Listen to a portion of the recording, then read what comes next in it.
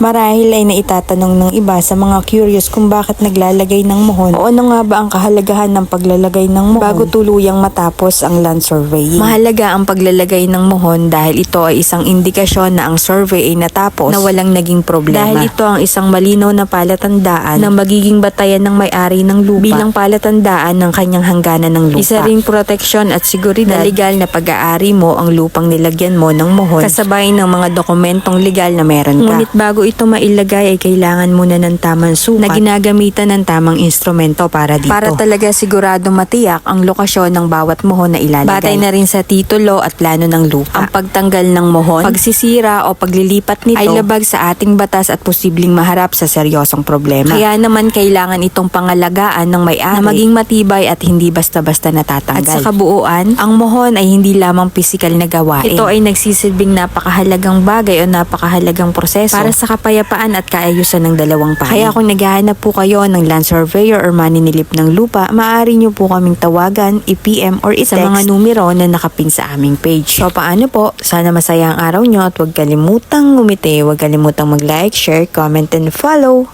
Bye!